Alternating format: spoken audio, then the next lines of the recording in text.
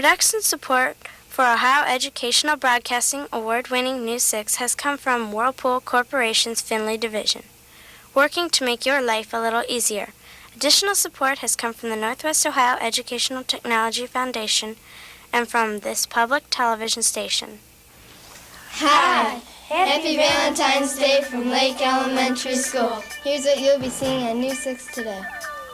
A different type of painting, a man who turns glass into art, and some outlooks on the future.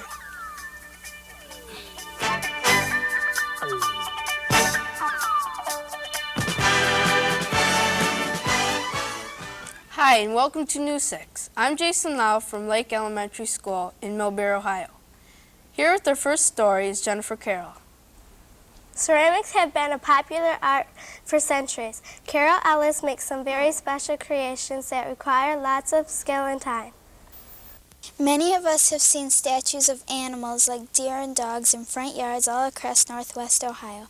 Almost all of these are ceramics. They come in all shapes and sizes, from knickknacks like salt and pepper shakers to those graceful statues of deer in someone's front yards. Mrs. Carroll Ellis paints some of these ceramic objects at her home in Millbury. She has painted a number of objects including plates, figurines, and an adorable sheepdog over the past 7 years. Mrs. Ellis, is painting hard to do? No, you make a lot of mistakes, but then sometimes things do happen. Are ceramics expensive? The ceramic isn't expensive, but the greenware and then the painting is what runs into money. Mrs. Ellis works with a variety of paints, including ceramic stains and glazes. When working with the glazes, Mrs. Ellis must bake the object in a kiln 2 or 3 times to achieve their smooth, glass-like finish. This process is done at another location in East Toledo. Being a true artist, Mrs. Ellis signs and dates each object as it is finished. She also gives some of her ceramics as gifts to friends. A good example is this Christmas scene, which took a lot of time and patience to finish. And since there are quite a number of ceramics around Northwest Ohio, we asked Mrs. Ellis why they are so popular. I think you want to see what results you're going to get and have nice things in your home.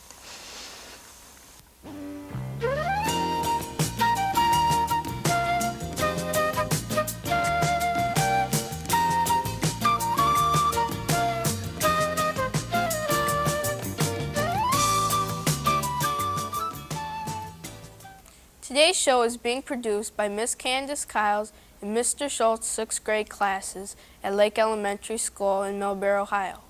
Lake local schools are made up of the communities of Millbury and Walbridge.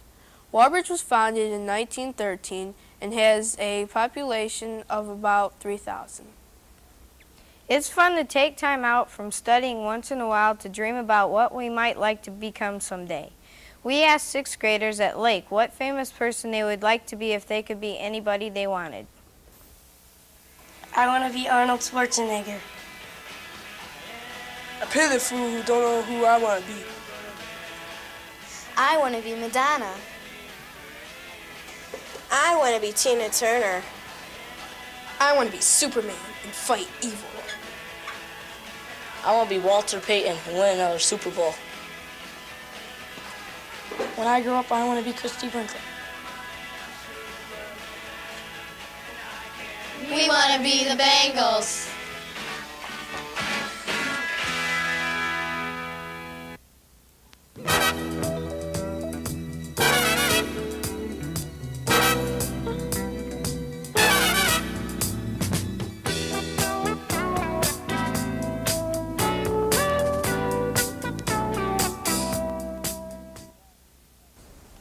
We don't think about glass being art very often, but when you look at the beautiful stained glass windows in churches and other buildings, you can see what we mean about how special glass can be.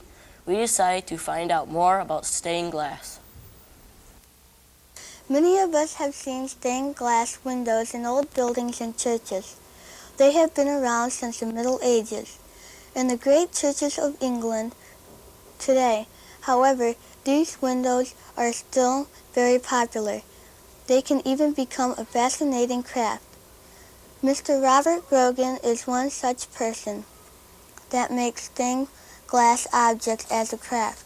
He has made lampshades, boxes, crosses, boats, and animals out of stained glass. Mr. Grogan says that these stained glass objects are both useful and beautiful. Why do you like stained glass? Because I enjoy the stained glass.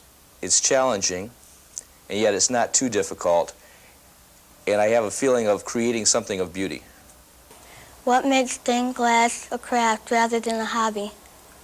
Well, one of the things, you're creating something of beauty, something of use with stained glass when you work with that rather than just amusing yourself or passing time. You're doing those things, but you're also making something.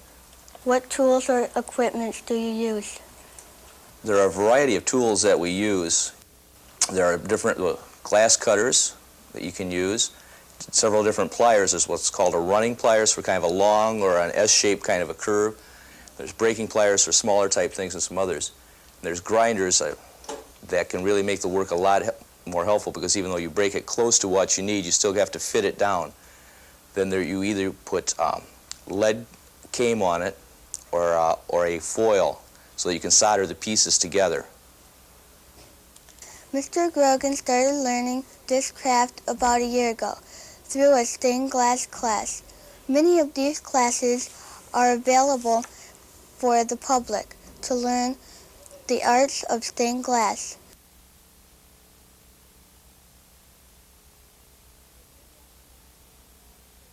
Would you recommend stained glass to others, and how difficult is it to learn?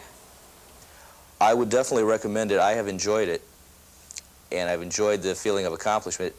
As with anything of this nature, it takes time to improve and learn, and we have a tendency to want to be perfect right off. But I would definitely recommend it to others, and it's not that difficult to learn. This person just takes time and patience, they can do this. As Mr. Grogan mentioned, stained glass is challenging but not too difficult to work with. Stained glass might just be the perfect hobby to learn for after school. That's all for this week's show. Join us next week when News 6 travels to St. Wendolyn School in Fostoria.